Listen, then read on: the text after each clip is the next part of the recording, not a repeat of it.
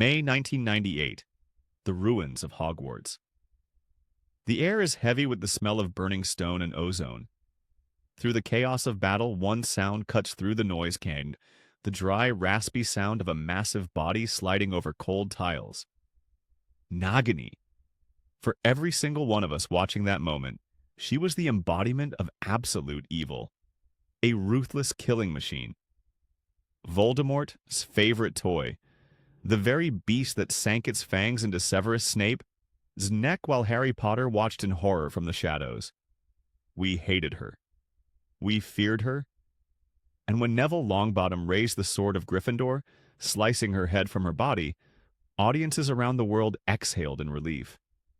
The evil was defeated. The Horcrux was destroyed.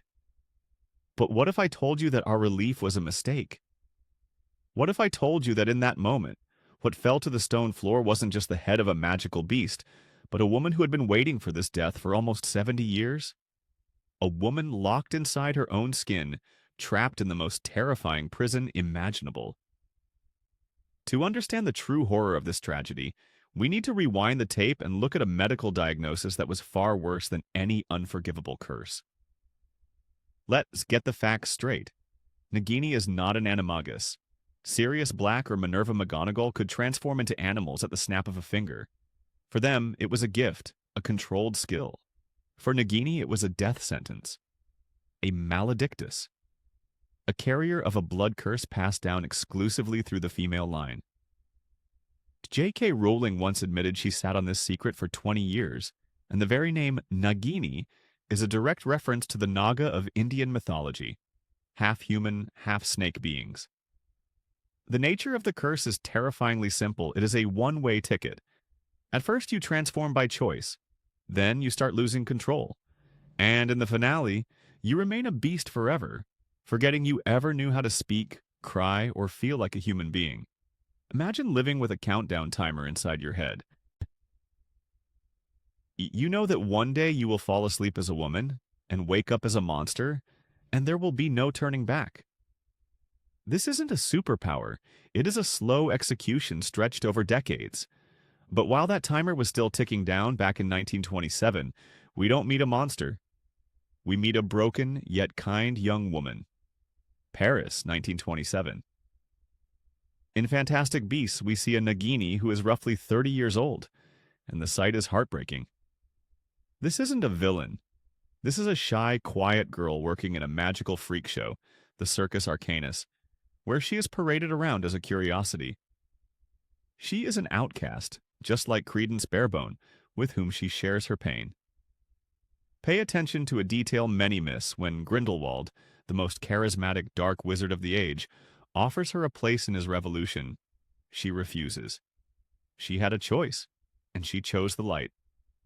She tried to save Credence. She helped Newt Scamander. Compassion lived in her heart, even though the world treated her like an object. It is a cruel irony of fate. The woman who rejected one dark lord in her youth would become the most loyal weapon of another in her old age. But back then, in Paris, she was still clinging to her humanity, desperately trying to stop time. Unfortunately, biology doesn't care about the strength of your spirit. The years passed and the human form began to slip away, leaving her in total, deafening silence. Between 1945 and 1994, there is a black hole in her biography.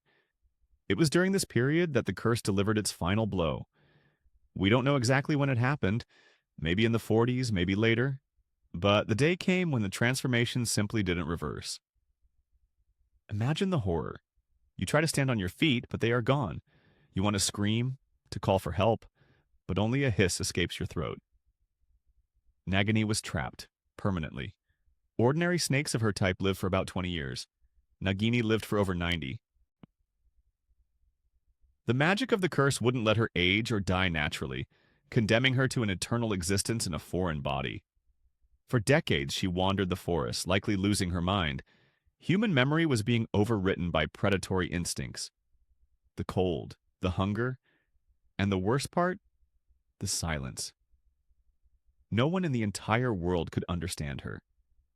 She was a sentient being screaming into the void, while her human self slowly dissolved into venom and scales. This continued until, in the deep forests of Albania, she sensed the presence of someone just as broken and lost as she was. And so, in the Albanian wilderness, fate brought them together. Tom Riddle at that point was just a shadow, a bodiless spirit who had lost his physical form after the backfire in Godric's Hollow. And Nagini was a body that had lost its human spirit. They were the perfect puzzle pieces. For Nagini, Voldemort was salvation from the madness of isolation. He was a parcel mouth. After half a century of silence, she finally heard someone who understood her. Someone who could speak to her. Imagine the gratitude and the sickly attachment she must have felt.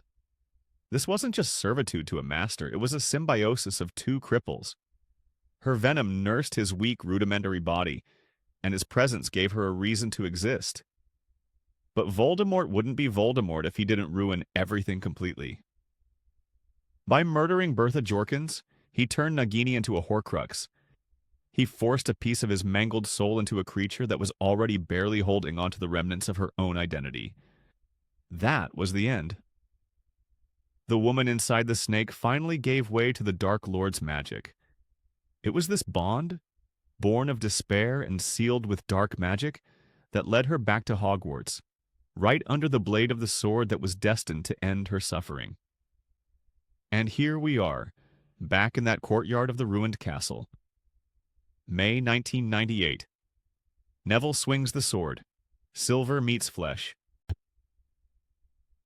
In that moment, it wasn't just the life of the final Horcrux that was extinguished. It was the end of 70 years of pain, fear, and muteness. Death by the sword of Gryffindor was the liberation Nagini could never find in life. The story of this woman, from a shy circus performer to a symbol of absolute evil, is perhaps one of the most tragic in the entire saga.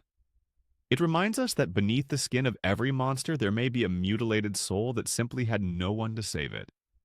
But Nagini is far from the only victim of circumstance in Rowling's world. If we look closer, we find a whole gallery of broken destinies that force us to rethink everything we knew about heroes and villains. And there are at least 9 other characters whose tragedies rival that of the Cursed Snake.